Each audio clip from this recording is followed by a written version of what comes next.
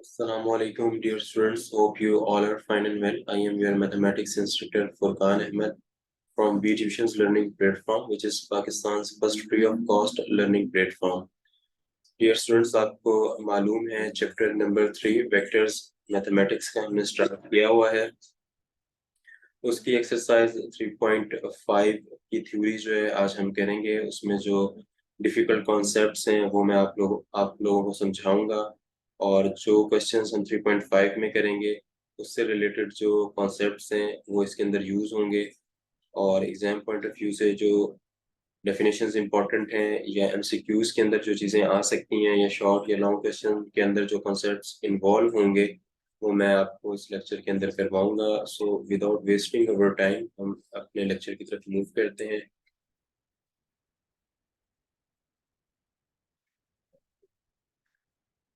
Dear students, 3.5 की theory करने से पहले मैं आपको 3.4 को थोड़ा सा रिकॉल कर देता हूँ। उसमें हमने जो कॉन्सेप्ट्स यूज किए थे वो डॉट और स्केलर प्रोडक्ट के किए थे। उसमें मैंने आपको बताया था 3.4 की जब हम थ्योरी कर रहे थे कि स्केलर प्रोडक्ट और डॉट प्रोडक्ट ये दोनों सेम होते हैं। अगर एग्जाम में आपसे पूछा जा सकता है कि डिफरेंस बिटवीन स्केलर और डॉट प्रोडक्ट, तो इसमें कोई डिफरेंस नहीं है। एमसीक्यूज में पूछा जा सकता है स्केलर और प्रोडक्ट के बारे में, तो ये दोनों एक ही नाम है। डॉट प्रोडक्ट हो या स्केलर प्रोडक्ट हो, क्वेश्चन आपके पास आ रहा हो सॉल्व करने के लिए, तो एक ही नाम है। इस डिफाइंड एज मैंने आपको बताया था कि कैसे इसको डिफाइन करना है। तो वो A vector dot B vector means कि आपस में मल्टीप्लाई करवाने हैं दोनों वेक्टर को, which is equal to A B cos theta. ये मैंने आपको ग्राफिकली भी जो है वो प्रूफ करके बताया था, समझाया था थ्योरी के लेक्चर के अंदर कि स्केलर प्रोडक्ट क्या होता है। ए बी वेक्टर को जब हम आपस में मल्टीप्लाई करवाते हैं तो उसका रिजल्टेंट जो है वो ए बी कॉस थीटा हमारे पास आता है। अब उसमें फिर मैंने आपसे कहा था कि क्वेश्चन जब हम करेंगे, जो कि मैं आपको करवा चुका हूँ 3.4 की एक्सरसाइज के अंदर, हमने थीटा की वैल्यू भी फाइंड आउट की। मीन्स कि हमारे पास ए वेक्टर की वैल्यू हो या बी वेक्टर की वैल्यू हो, तो उसमें हमसे अगर कहा जाए कि आपने थीटा फाइंड आउट करना है तो हम कर सकते हैं कॉस इनवर्स करके, या बी की वैल्यू फाइंड आउट करनी है और कॉस थीटा कुछ क्वेश्चंस में गिवन था तो हमने उसको फाइंड आउट किया उस तरीके से। और मैग्नीट्यूड कैसे फाइंड आउट करनी थी वो मैंने आपको बताया था। जस्ट मैग्नीट्यूड में अंडर रूट के अंदर जाके तमाम का जो है हमने स्क्वायर लेना होता है। लाइक ए वेक्टर हमारे पास है आई जे के, तो आई की वैल्यू लेट सपोज 1 है, तो आई का स्क्वायर जो है 1 का स्क्वायर, और जे की वैल्यू 2 है तो 2 का स्क्वायर। और अगर मेरे पास के की वैल्यू 3 है तो 3 का स्क्वायर अंडर रूट में, और ए वेक्टर एज इट इज ऊपर लिख देंगे। और सेम एज इट इज अगर बी वेक्टर की मैग्नीट्यूड फाइंड आउट कर रहे हैं तो बी वेक्टर जो है वो मैं नोमिनेटर में लिखूंगा। नोमिनेटर जो ऊपर वाली टर्म होती है, और नीचे जो मैं लिखूंगा डिनोमिनेटर के अंदर अंडर रूट के अंदर बी वेक्टर की जो वैल्यू होगी उनके तमाम का स्क्वायर। लाइक बी वेक्टर की वैल्यू है 248, तो 2 का स्क्वायर प्लस 4 का स्क्वायर और 8 का स्क्वायर अंडर रूट, और उनको ऐड कर देंगे। तो इस तरीके से हमने मैग्नीट्यूड फाइंड आउट करनी थी। फिर मैंने आपको जो है वो डायग्राम से भी उसको समझाया था कि अगर तो एग्जाम में आपके पास डायग्राम आ जाती है तो फिर आप इस तरीके से डायग्राम से करेंगे, लेकिन एक्सरसाइज में कोई डायग्राम यूज नहीं हुई या ग्राफिकल रिप्रेजेंटेशन के थ्रू आपसे कोई क्वेश्चन 3.4 में पूछा नहीं गया था, वो मैंने आपको जो है समझा दिया था। एनी हाउ इन केस अगर वो एग्जाम में दे देता है, बिकॉज कॉन्सेप्ट है और आप जो है वो मैथमेटिक्स के स्टूडेंट्स हैं, तो आपको आना चाहिए। वो मैंने इसलिए आपको समझा भी दिया था थ्योरी के अंदर। और एमसीक्यूज के अंदर अक्सर ये क्वेश्चंस आते हैं, जिस तरह मैंने आपको बताया था कि I dot I is equal to J dot J, ये किसके बराबर है। एग्जाम में इस तरह से आपसे पूछा जा सकता है कि J dot J is equal to what, तो जे डॉट जे जो है वो इक्वल टू 1 होगा। और अगर आपसे पूछ लिया जाए के डॉट के, वो भी 1 के बराबर है। तो और अगर डिफरेंट हो ये टर्म्स, आई डॉट जे हो तो 0 होगा, और जे डॉट के हो और के डॉट आई हो तो ये 0 होगा। और ये तीनों अगर लिखे में हो कि I dot J is equal to J dot K is equal to K dot K and finally is equal to but, तो इसमें आपको 4 ऑप्शंस दिए हुए होंगे, तो ये 0 के बराबर होगा। यानी हो ये आपको मालूम होना चाहिए। और आई डॉट आई अगर सेम हो तो ये 1 होगा। ये आप इसमें कंफ्यूज नहीं होइएगा। जो स्टूडेंट्स मोस्टली मिस्टेक करते हैं वो यहीं पे करते हैं। इधर फिजिक्स की जब डेरिवेशंस करते हैं तो वहाँ भी स्टूडेंट्स यही मिस्टेक करते हैं, और मैथमेटिक्स के अंदर जब हम ये क्वेश्चन सॉल्व कर रहे होते हैं तो ये यही मिस्टेक स्टूडेंट्स अक्सर करते हैं। तो मैंने ग्राफिकली भी आपको ये बताई थी चीज़ें तमाम, कि दो वेक्टर जब ऐड हो रहे हो तो वो किस तरीके से ऐड होंगे, तो आपने इसको अच्छे तरीके से दोबारा से देख भी लेना है। फिर मैंने आपको बताया था कि कम्यूटेटिव और डिस्ट्रीब्यूटिव लॉ जो है वो इसके अंदर यूज होगा, कम्यूटेटिव प्रॉपर्टी, एसोसिएटिव प्रॉपर्टी। हम chapter number 1 which is complex number, then हमने चैप्टर 2 जो है वो पढ़ा समझा, which is matrices and determinant. फिर हम थर्ड चैप्टर वेक्टर पढ़ रहे हैं। तीनों के अंदर देखें कम्यूटेटिव, डिस्ट्रीब्यूटिव, एसोसिएटिव लॉ और प्रॉपर्टीज यूज हो रही हैं। ये थ्रू आउट मैथमेटिक्स में चैप्टर्स में यूज होती रहेंगी, अप्रोक्सीमेटली तमाम चैप्टर्स में। बट अकॉर्डिंग टू चैप्टर जो है हमने इम्प्लीमेंटेशन करवाना है इन प्रॉपर्टीज का। लाइक कम्यूटेटिव प्रॉपर्टी अगर आ जाए, मैं अगर बात कर रहा हूँ राइट नाउ हम वेक्टर्स पढ़ रहे हैं, तो वेक्टर में हम कैसे करेंगे, A vector dot B vector is equal to B vector dot A vector.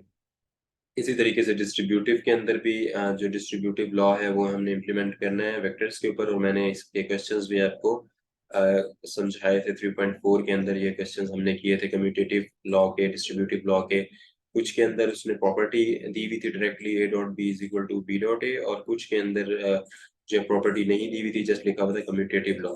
अब मोस्ट ऑफ द स्टूडेंट जो है वो थ्योरेटिकल पोर्शन छोड़ देते हैं, एक्सरसाइजेस करते हैं, और एक्सरसाइज में कहीं पे कम्यूटेटिव और डिस्ट्रीब्यूटिव का नाम नहीं होता, जस्ट वो प्रॉपर्टी ड्राइव करके आपको दे देता है, like A dot B is equal to B dot A. Students के नॉलेज में मोस्टली नहीं होता, मोस्ट ऑफ देम स्टूडेंट्स के। और फिर एग्जाम में एग्जामिनर इस तरह से क्वेश्चन कर लेता है कि ये क्वेश्चन की वैल्यू है, लाइक ए वेक्टर ये है, बी ये है, तो इसके ऊपर ये कम्यूटेटिव लॉ को जो है अप्लाई करके जो है क्वेश्चन को सॉल्व करें। तो जब आपको पता ही नहीं होगा कम्यूटेटिव प्रॉपर्टी क्या है, या डिस्ट्रीब्यूटिव या एसोसिएटिव लॉ या प्रॉपर्टी क्या है, तो आप किस तरीके से इम्प्लीमेंट करेंगे, तो ये चीज़ें इसलिए इम्पोर्टेंट है। तो ये लेक्चर्स देखना भी लाजमी है आपको थ्योरी के, तो ये तमाम कॉन्सेप्ट्स आना आपको ज़रूरी हैं। और फिर मैंने आपको ए और बी वेक्टर को जो है आपस में बताया था कि कैसे हमने इसको मैग्नीट्यूड को फाइंड आउट करना है। लाइक मैं आपको बता भी देता हूँ, जैसे कि ये वेक्टर है आपके पास ए और बी है, लाइक यहाँ पे आप देखें पूरा ए वेक्टर की जो मैग्नीट्यूड है कॉस थीटा के साथ शो हो रही है आपके पास। राइट नाउ आप देखिए 3.5 की अगर मैं बात करता हूँ, तो 3.5 के अंदर जो यूनिक चीज़ एक यूज़ हो रही है, कॉन्सेप्ट्स तो तमाम वही हैं जो मैंने अभी आपको रिकॉल किए हैं। अप्रोक्सीमेटली यही चीज़ें यूज़ होंगी। आपको मल्टीप्लिकेशन करना इजीली आती है वेक्टर्स की, तो मैं आपको 3.1 से ऑनवर्ड तमाम समझाता हुआ आ रहा हूँ। 2.2 में भी वही चीज़ यूज़ हुई है, 3 में भी कुछ कॉन्सेप्ट चेंज हुए हैं, like projection of A vector on B और projection of B vector on A, इस तरह के कुछ क्वेश्चन ज़रूर आए थे, लेकिन उसमें करना इसी तरीके से मल्टीप्लाई था हमें। और इसमें ये है कि क्रॉस और वेक्टर प्रोडक्ट, अभी हम डॉट प्रोडक्ट देख रहे थे और स्केलर प्रोडक्ट था। अब हमने क्या पढ़ा है, क्रॉस और वेक्टर, ये दोनों एक ही चीजें हैं। अगर आपसे कहा जाता है कि क्रॉस प्रोडक्ट फाइंड आउट करें, या आपसे कहा जाता है वेक्टर प्रोडक्ट, ये चीज सेम है।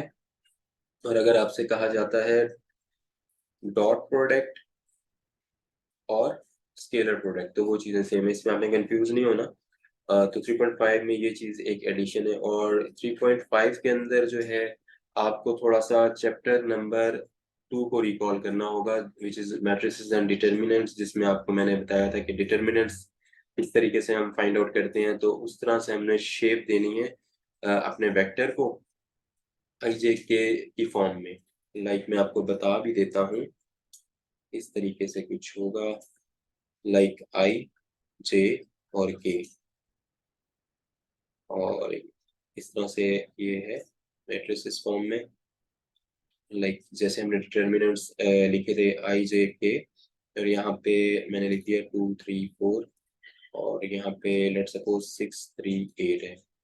अब ये जो है ए वेक्टर है, लेट सपोज मेरे पास ए वेक्टर की जो वैल्यू है वो है,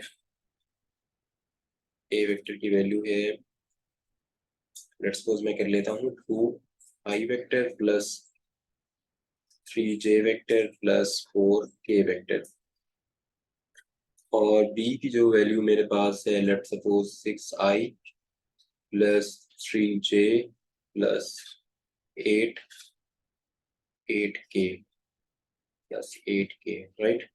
अब देखिए, मैंने जो समझाने के लिए आपको डिटर्मिनेंट में वैल्यूज लिखी हैं वो मैंने ए और बी से ही पिक की है। आपके पास इस तरह से वेक्टर्स दिए हुए होंगे तो ए और बी वेक्टर, और उसमें 2i plus 3j 4k values होंगी, तो आपने 2 3 4 ए वेक्टर को पिक करना है और i j k के नीचे लिख देना है, और बी वेक्टर का 6 3 8 पिक करके आपने लिख देना है i j k के नीचे, मीन्स कि 2 3 4 या फिर ए की वैल्यूज लिखने के बाद उसके नीचे। और फिर उसके बाद हम क्या करेंगे, फाइंड आउट इस तरह करेंगे, आई वेक्टर फाइंड आउट कर रहे होंगे और फिर क्रॉस मल्टीप्लिकेशन होगी, मीन्स के फर्स्ट जो है रो को स्किप करूंगा मैं और फर्स्ट कॉलम को स्किप करूंगा जहां पे मैंने अभी लाइन ड्रॉ की है। अच्छा, अब ये कैसे मालूम होगा हमें डियर स्टूडेंट्स के हमने कौन सी रो और कौन सा कॉलम जो है स्किप करना है? अब लेट सपोज मैं यूज कर रहा हूँ आई को, आई वेक्टर को मैंने आई लिखा क्योंकि यहाँ पे, तो उसी की रो और उसी का कॉलम स्किप करने के बाद जो चीजें बचती हैं, 3 बचा 4 बचा, यहाँ पे 3 और 8 मैंने लिख दिया, राइट। और इसको फिर क्रॉस मल्टीप्लाई करवाऊंगा, मीन्स 8 मल्टीप्लाइड बाय 3 करूंगा, दरम्यान में माइनस का साइन, और फिर यहाँ पे क्रॉस मल्टीप्लिकेशन 4 मल्टीप्लाइड बाय 3 12 होता है। तो इस तरह वो नेक्स्ट स्टेप में यहाँ पे लिख देंगे जहाँ मैंने अभी एरो लगाया। यहाँ पे कौन सा साइन आएगा? अब यहाँ पे जब जे को ले रहे होंगे, देखिए मैं जे अभी लिख देता हूँ, साइन अभी नहीं डाल रहा। अब साइन आपने कैसे पिक करना है, और मैंने आई पे पॉजिटिव साइन कैसे डाला? अब देखें, ये आई जो था ये फर्स्ट रो में था, नंबर ऑफ रो कितनी है, 1 है। कॉलम कौन से कॉलम में, ये आप देखें फर्स्ट कॉलम में, राइट। तो 1 प्लस 1 कितना होता है, 2 होता है, ये इवन है तो इवन होगा तो पॉजिटिव साइन आएगा। अब जब जे है तो जे देखें कौन सी रो में है, जे जो है फर्स्ट रो में है, तो नंबर ऑफ रोज कितनी है, 1 प्लस, और कौन से कॉलम में है, सेकंड में है, तो 1 प्लस 2 किया हुआ 3 हुआ, तो ये ऑड है, तो यहाँ पे साइन माइनस का आएगा, जहाँ पे ऑड होगा माइनस का साइन, जहाँ पे इवन होगा पॉजिटिव साइन आएगा। तो अब इसी तरह मैंने जे लिखा, और जे जे वेक्टर वाली जो मेरे पास रो है वो स्किप की, और जे वेक्टर वाली जो मेरे पास कॉलम है, वेक्टर वाला कॉलम, उसको मैंने स्किप किया। तो 2 4 6 8 रिमेनिंग में बचा, 2 4 6 और 8, तो यहाँ पे मैंने लिख दिया। और इसी तरीके से अब लास्ट क्या है, के है, पहले अब के वेक्टर ऐसे ही लिख दूंगा। अब साइन हमने देखना है कौन सा लगेगा, ये है लास्ट हमारे पास कॉलम में, मीन्स के थर्ड कॉलम में और फर्स्ट रो में, तो 1 प्लस 3 कितना हुआ, 4, तो ये इवन है, मीन्स पॉजिटिव यहाँ पे साइन आएगा। और यहाँ पे क्या आएगा, के बाद के वाली रो और के वाला कॉलम स्किप होगा, 2 3 6 3 आएगा, 2 3 देन 6 एंड 3, इस तरह क्लोज। अब फिर नेक्स्ट मैंने आपको बताया था कि आई वेक्टर एज इट इज, और फिर हम यहाँ पे क्रॉस मल्टीप्लिकेशन करवाएंगे, 8 मल्टीप्लाइड बाय 3, रिमाइंड में माइनस का साइन, और फिर क्रॉस मल्टीप्लिकेशन जो दूसरे डिजिट्स बच जाते हैं 4 इंटू 3 इस तरह लिख देंगे, 4 मल्टीप्लाइड बाय 3, तो यहाँ पे माइनस और सो ऑन इसी तरीके से होगा। इस तरह के क्वेश्चन आएंगे, मोस्टली 3.5 की मैं बात कर रहा हूँ। और इसमें क्या चीज एक न्यू यूज हुई है, जो कि मैंने आपको बताया कि चैप्टर नंबर 2 का जो डिटर्मिनेंट वाला पोर्शन है वो इसमें यूज हो रहा है, और आई ए और बी वेक्टर को आपने जो है इसके अंदर जो है वो इम्प्लीमेंट करवाना है, राइट डियर स्टूडेंट्स।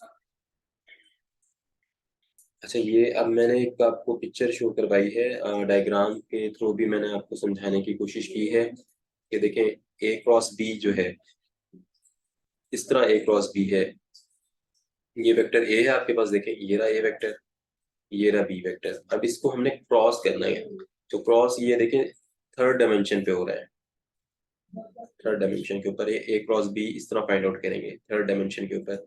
अब ये स्पेस पे तो दिखाया नहीं जा सकता, लाइक अगर आपको मेरा हैंड नजर आ रहा है बिल्कुल क्लियर होगा, तो अब मैंने जहाँ पे इस पेन को रखा है ये थर्ड डायमेंशन स्पेस में आपको कहलाएगा। वेक्टर ए जो है यहाँ पे यूं, अगर मैं इस पेन को हॉरिजॉन्टली जो है वो रखूं तो यूं है, और दूसरी साइड पे यहाँ पे 90 का एंगल बनाते हुए बी है, और इन इसके जो स्ट्रेट में स्पेस में ए क्रॉस बी होगा, फाइंड आउट होगा। तो ये कुछ इस तरीके से है, एग्जाम में अगर पूछा जाता तो आपने इस तरह की डायग्राम बना देनी है। अगर तो वो आपसे कहता है कि प्रूव विद एग्जांपल, तो आप ये दे दें तो वेल एंड गुड है, अच्छा एक इम्प्रेशन चेक करने वाले के ऊपर जाएगा। और एनी हाउ ये तो आपने देखना कि क्वेश्चन में आपसे क्या पूछा जा रहा है और मार्क्स कितने हैं उसके अकॉर्डिंगली आप जो है वो करेंगे। अननेसेसरी भी नहीं लिखना आपने, टू द पॉइंट जो है वो आंसर करना है। एनी हाउ नेक्स्ट स्लाइड की तरफ मूव करते हैं स्टूडेंट, विच इज जो कि मैं आपसे कह रहा था लेक्चर शुरू होने के पहले से कि डिफाइन आपसे पूछा जा सकता है, वही स्लाइड के अंदर है। डिफाइन क्रॉस और vector product of two vectors and give its geometrical interpretation. तो यही चीज है, देखिए बैक साइड पे अगर मैं जाता हूँ, बैक स्लाइड पे, उसमें यही चीज थी यहाँ पे।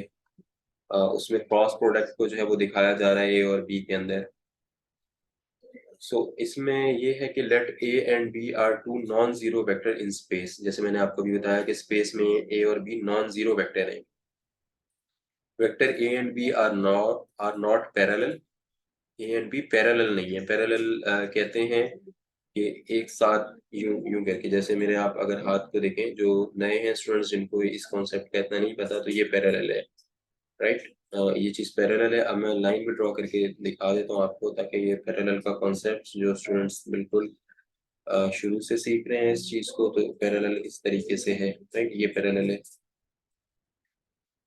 पैरेलल जो है वो नहीं होनी चाहिए। अगर मैं बैक साइड पे करता हूँ, देखें इस स्लाइड को, यहाँ पे नजर आ रहा है आपको ये पैरेलल नहीं है। ये लाइंस में ड्रा कर देता हूँ यहाँ पे, ये पैरेलल होता है। अब यहाँ पे इस डायग्राम में अगर आप देखेंगे तो यूं करके ये यूं है, राइट। ये बिल्कुल भी पैरेलल नहीं है, दोनों डिफरेंट डायरेक्शन में। पैरेलल इन सेम डायरेक्शन होता है।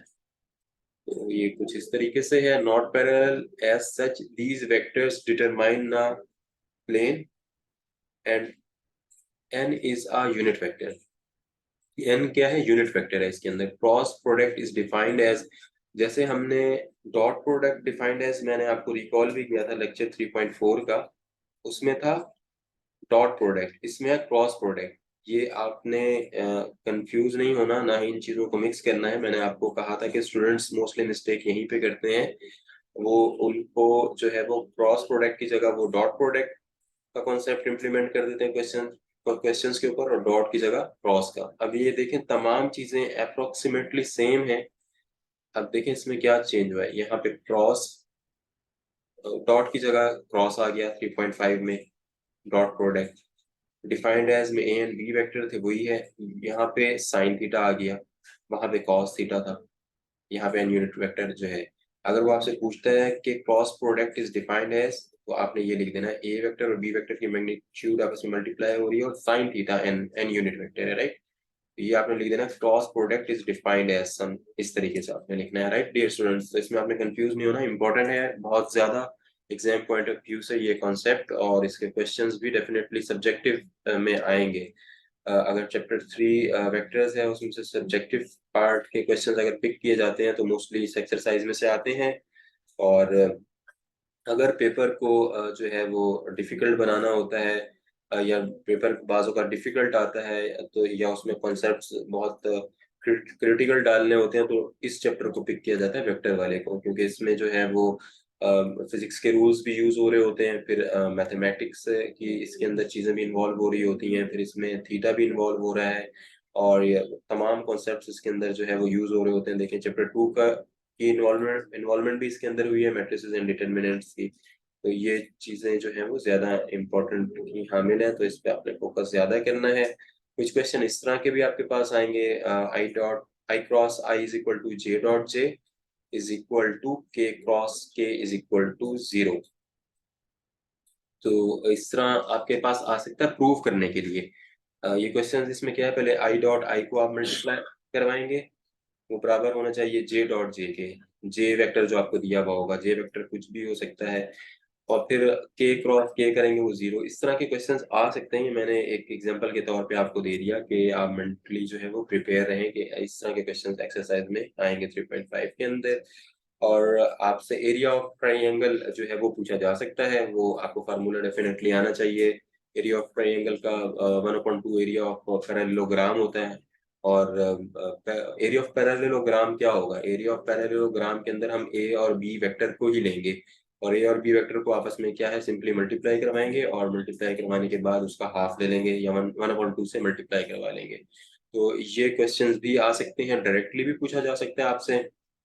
जैसे मैंने आपको कहा कि कम्यूटेटिव या एसोसिएटिव लॉ की प्रॉपर्टी आपसे पूछी जा सकती है या फिर उसका क्वेश्चन दिया जा सकता है, जैसे A dot B is equal to B dot A. इसमें भी इसी तरीके से आपसे क्वेश्चंस पूछे जा सकते हैं कि area of triangle find out करें in terms of vector A and B दे दिया जाएगा आपको, या फिर 1/2 A cross B find out करें, इसकी मैग्नीट्यूड फाइंड आउट करें और दो वेक्टर्स दिए हुए होंगे डेफिनेटली ए एंड बी। तो ये कुछ जो है मेजर कॉन्सेप्ट्स इसमें जो यूज हुए थे या मोस्ट इम्पोर्टेंट चीजें थी वो मैंने यहाँ से पिक करके आपको बताई हैं। और बाकी तमाम चीजें जो है जब हम एक्सरसाइज को सॉल्व करेंगे वहां पे आपको क्लेरिफाई हो जाएंगी। होप सो डियर स्टूडेंट्स आपको ये लेक्चर अच्छे तरीके से समझ में आया होगा। एनी हो कोई कंफ्यूजन हो या कोई कंसेप्ट आपको दोबारा से अच्छे से समझना हो, डिटेल में उसमें कुछ आपको क्यूरी हो, तो आप definitely V tuition community group पे आके हमसे बात कर सकते हैं। वहाँ पे तमाम इंस्ट्रक्टर्स मौजूद हैं। और आपने अगर अभी तक वी ट्यूशंस का चैनल यूट्यूब पे सब्सक्राइब नहीं किया तो प्लीज़ उसको सब्सक्राइब कर दें। और एग्जाम्स में आप अच्छे मार्क्स डेफिनेटली इसी सूरत में हासिल कर सकते हैं अगर आप एग्जाम्स में हमारे क्विज़ेस, हमारे नोट्स और ये पीपीटी की जो सॉल्यूशन है जो हम यहाँ पे भी आपको सॉल्व करवा रहे हैं और लेक्चर्स को गो थ्रू करके इनकी प्रैक्टिस किए बगैर अच्छे मार्क्स हासिल नहीं कर सकते, तो आप प्लीज़ इनकी प्रैक्टिस करें और फॉलो करें हमें please Facebook, Instagram, Twitter, LinkedIn और टिकटॉक पे। नेक्स्ट लेक्चर तक के लिए डियर स्टूडेंट्स, अल्लाह हाफिज़।